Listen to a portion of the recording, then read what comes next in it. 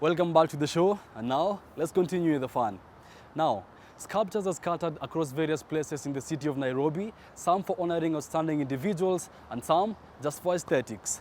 Perhaps the most polished form of art we know of to date, sculpting requires an artist with a creative mind and precise hands to capture the little details. Take a look at this. Sculpting is an art not meant for the faint-hearted, and Cheryl Nagawa learned this secret way back when she was still very young. It's been a talent of mine ever since I was young. But let me say, my dad used to draw.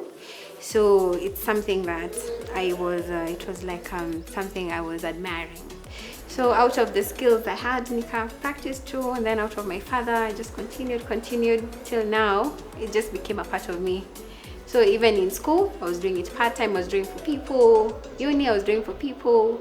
Yeah, so it was inborn, Nika Baki, and I've continued it till now.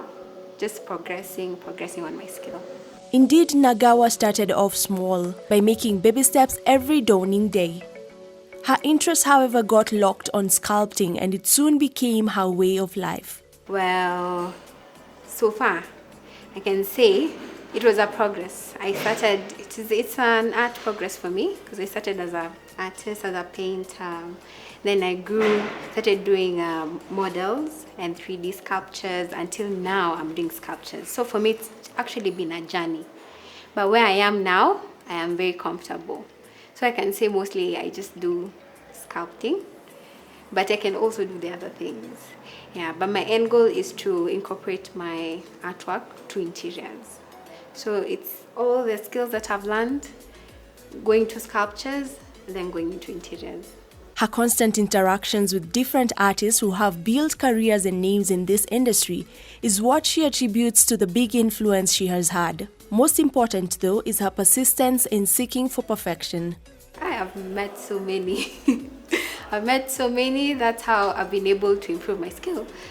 So far, the one I can mention a lot, but let me say most of them are I know them personally. It won't really make a difference, but whatever they are, they know. But the one I'm with now, we are partners, and we work in a company called 3D Exhibitions, and we do the sculpting. We just work with 3D forms of artworks so far now. Yeah. The process to have a sculpture done is not a complicated one, as she puts it. All that is important is for the client to accept how he or she looks. Kwanza unafaa kujipenda venye uko, accept, tukikuchora unakubali. First of all, you have to love yourself. Give us your best picture, give us your best side. Tukikuja, when you get the concepts from you, like the pictures and whatever you want, maybe you want this side, you give us the pictures, you give us what you want. After we can make you look superhuman if you want to. It's possible, but for the way we start, you give us pictures, or even you can come, we take good pictures of you, and from there we get to know all your angles. Then we can we use some materials, we plaster you, we create you the way you are. We call you back, inspect before even we now cast it out, ikwe final. So we tell you, come, see your face. Ukiona kuna kitu we rectify. If you're 100% with it, we go to the next stage, of which we cast. We use another material that hardens up, and then sasa hiyo ikisha harden, now that's your face with sandpaper. And then afterwards we do paint work. Then it actually looks like you. So unaweza ibeba, you go with it home, you put it in your office, you put anywhere you want. It's yours, and it's very lightweight. So si kitu nzito. Yeah.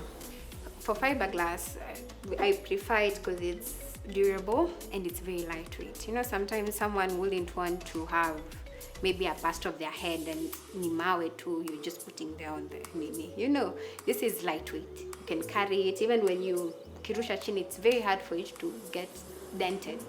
It's just the way it is, the material the way it is, but the way it finishes up, it's just good. It's good. Let me say it's portable. Yeah. And it's long lasting. Just like most art forms, sculpting is not as appreciated as it should.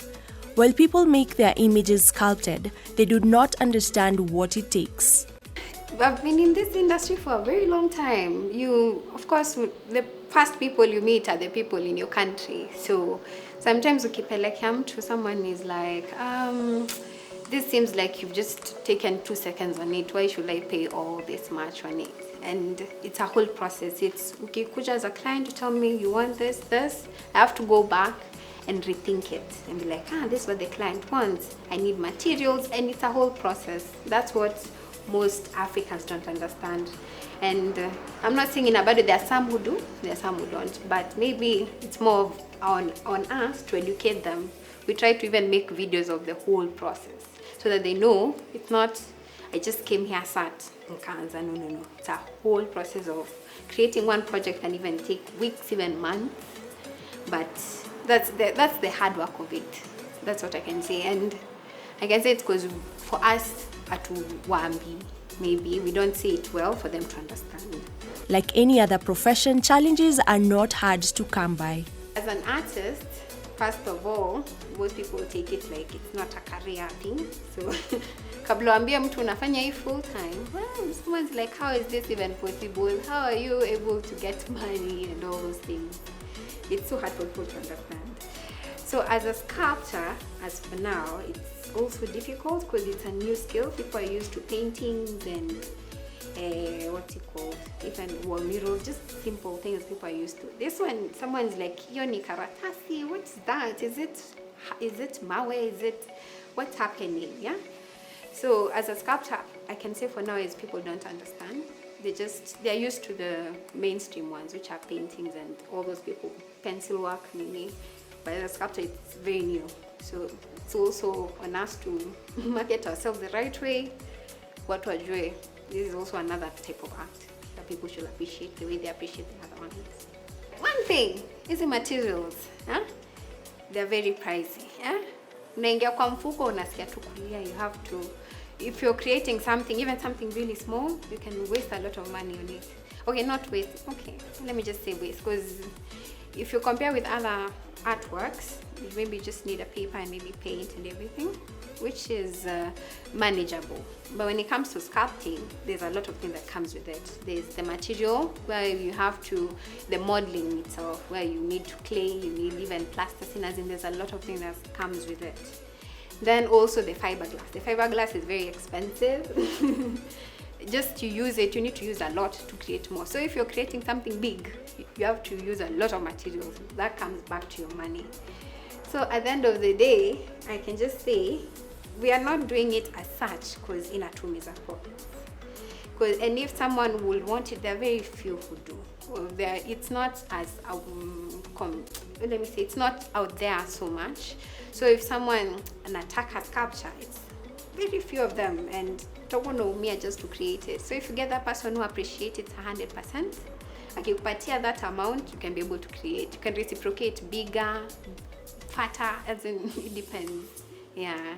After all is said and done, Nagawa is still determined more than ever to be the best in sculpting and hopes that the upcoming sculptures will heed her advice. Advice ya kwanza, be patient. 100%. If you're not patient, you're not going anywhere. I tell you, you're not going anywhere. Be patient and accept criticism. Because not everyone will understand your work. Some people will do, few people will do, many will criticize. So you have to be ready for criticism anytime, any day. And the third thing is just appreciate your work. Love it. If you love it, everyone else will. From the concept to the mold to the finished product, that there is perfection across all stages.